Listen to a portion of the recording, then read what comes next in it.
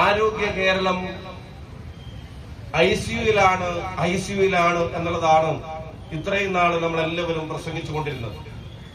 ഇനി ഈ ഭരണം തുടർന്നാൽ ആരോഗ്യ കേരളം ഐസിയുവിൽ നിന്ന് വെന്റിലേറ്ററിലേക്ക് മാറ്റപ്പെടേണ്ടി വരും എന്നുള്ള ഭയം കൊണ്ടാണ് ഈ സമരവുമായി കേരളത്തിലെ ചെറുപ്പക്കാർക്ക് തെരുവിലേക്ക് ഇറങ്ങേണ്ടി വന്നത്. ഇവരെ ഇനിയും ഭരണമേൽപ്പിച്ചാൽ ആരോഗ്യ കേരളം ഐസിയുവിലും നിൽക്കില്ല, അത് വെന്റിലേറ്ററിലേക്കാവും. ആ ഭരണം തുടർന്നാൽ വെന്റിലേറ്ററിൽ നിന്ന് അത് മോർച്ചറിയിലേക്ക് മാറ്റേണ്ടി വരുമോ എന്നുള്ള ഭയമാണ് കേരളത്തിലെ ജനങ്ങളെ പിടികൂടിയിരിക്കുന്നത് എന്ന് പറയാതിരിക്കാൻ കഴിയില്ല. അപ്പൊ ഐസിയുവിൽ നിന്ന് ഭരണം തുടർന്നപ്പോ വെന്റിലേറ്ററിലായി. വെന്റിലേറ്ററിൽ നിന്ന് ഇനിയും ഭരണം തുടർന്നാൽ അത് മോർച്ചറിയിലേക്ക് മാറ്റേണ്ടി വരുമോ എന്നുള്ള ഭയമാണ് കേരളത്തിലെ ജനങ്ങളെ പിടികൂടിയിട്ടുള്ളത്. അത് കേരളത്തിലെ കോൺഗ്രസ് പ്രസ്ഥാനത്തെയോ UDFന്റെ സഹപ്രവർത്തകരെയോ ബാധിക്കുന്ന ഒരു ഭയം മാത്രമായിട്ട് നിങ്ങൾ അതിനെ ചെറുതായി കാണരുത്. അത് കേരളത്തിലെ ജനങ്ങൾ അനുഭവിക്കുന്ന പേടിയാണ്, കേരളത്തിലെ ജനങ്ങൾ നേരിടേണ്ടി വരുന്ന പേടിയാണ്.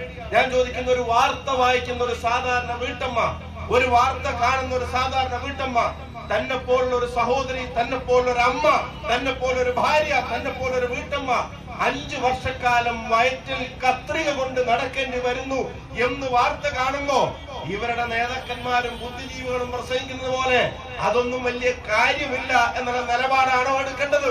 ഇവരുടെ മന്ത്രി പ്രതികരിക്കുന്നത് പോലെ അഹങ്കാരത്തോടെയാണോ അതിന് മറുപടി പറയേണ്ടത്? അത് കാണുന്ന ഒരു സാധാരണ വീട്ടമ്മ നിസ്സംശയം ഞാൻ പറയും ആശങ്കപ്പെടും എന്ന കാര്യത്തിൽ തർക്കം വേണ്ട. അത് കാണുന്ന ആളുകൾ രാഷ്ട്രീയത്തിൽ അതീതമായി ആശങ്കപ്പെടും. അത് കാണുന്ന ആളുകൾ കക്ഷി രാഷ്ട്രീയത്തിൽ അതീതമായി ചിന്തിക്കും. അത് കാണുന്ന ആളുകൾ മറ്റെല്ലാ പരിഗണനകൾക്കും അപ്പുറത്തേക്ക് അവരെ ഭയം പിടികൂടുമെന്നുള്ള കാര്യത്തിന് ഒരു സംശയം നിങ്ങൾക്ക് ആർക്കും വേണ്ട. ഞാനൊരു കാര്യം ചോദിച്ചോട്ടെ, ഇതുവല്ല UDF ഗവൺമെന്റിന്റെ കാലത്തായിരുന്നെങ്കിൽ, ഇതുവല്ല UDFന്റെ മന്ത്രിയുടെ കാലത്തായിരുന്നെങ്കിൽ, ഈ പ്രശ്നമുണ്ടായത് വല്ല UDFന്റെ ഗവൺമെന്റിന്റെ കാലത്തോ UDFന്റെ മന്ത്രിയുടെ കാലത്തോ ആയിരുന്നെങ്കിൽ ജയന്തേട്ട ഇവിടെ വരാൻ പോകുന്നത് കരിങ്കൊടി ആയിരിക്കില്ല, കയ്യേറ്റവും കൊലവിളിയുമായിരുന്നു എന്നുള്ള കാര്യത്തിന് ആർക്കെങ്കിലും സംശയമുണ്ടോ? ഇപ്പൊ സമാധാന പ്രേമികളായിട്ടുള്ള ആളുകൾ, ആ സമാധാന പ്രേമികളായിട്ടുള്ള ആളുകൾ അവര് പറയുന്ന ഏർപ്പാടുകളും അവരുടെ സമരവിരുദ്ധതയൊക്കെ അവരുടെ കഴിഞ്ഞ കാലം ഒന്ന് പരിശോധിക്കാൻ തയ്യാറാവണം. ഈ മന്ത്രിസഭയിലെ അംഗങ്ങൾ തന്നെ MP രാജേഷിനെ പോലെ, രാജീവിനെ പോലുള്ള ആളുകളൊക്കെ മന്ത്രിസഭയിൽ ഇരുന്നിട്ട് ഇപ്പൊ പറയുന്ന വർത്താനം, അവർക്കിപ്പോ സമരങ്ങളോട് പുച്ഛമാണ്, അവർക്കിപ്പോ സമരങ്ങളോട് അലർജിയാണ്, അതിന് ട്രീറ്റ്മെന്റ് ഇല്ല. ആ അലർജിയുടെ കാരണം ഭരണമാണ്, ഭരണത്തിന്റെ സൗകര്യങ്ങളാണ്, അതില്ലാതെ ജീവിക്കാൻ കഴിയില്ല എന്ന തിരിച്ചറിവാണ്. ഭരണമില്ലെങ്കിൽ കരയിലേക്ക് എടുത്തിട്ട മീനിനെ പോലെ പെടയുന്ന ആളുകളായി മാറുന്ന തരത്തിലേക്ക് ഇവരുടെ മന്ത്രിമാര് മാറുക. പക്ഷെ അവര് തെരഞ്ഞെടുപ്പിൽ മത്സരിക്കുമ്പോ കാണുന്ന കുറെ ചിത്രങ്ങളുണ്ട്. തെരഞ്ഞെടുപ്പിൽ മത്സരിക്കുമ്പോ ഷഹീനെ അവരുടെ മറ്റേ ഈ നോട്ടീസ് ഇറക്കുമ്പോ, അവരുടെ പുസ്തകം ഇറക്കുമ്പോ അതൊക്കെ തുറന്നു നോക്കിയാൽ കാണാൻ സമരം ചെയ്യുന്ന രാജീവിന്റെ തീരെ പരിവേഷമുള്ള ചിത്രം. MP രാജേഷിന്റെ പ്രസംഗങ്ങളിൽ കേൾക്കാൻ പണ്ടത്തെ സമരത്തിന്റെ വലിയ ആവേശം.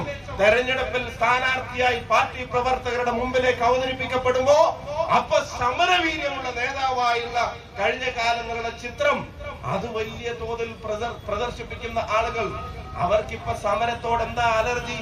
ഞാനൊരു കാര്യം പറയാൻ ആഗ്രഹിക്കുന്നു, അത്ര അലർജി സമരത്തോട് വേണ്ട. കാരണം ഭരണം ഫിക്സഡ് ഡെപ്പോസിറ്റ് അല്ല, മാസം കഴിഞ്ഞാൽ തെരുവിലേക്ക് ഇറങ്ങേണ്ടി വരുന്നവരാണെന്നുള്ള ഓർമ്മ ഇപ്പോഴത്തെ ഭരണക്കാർക്കും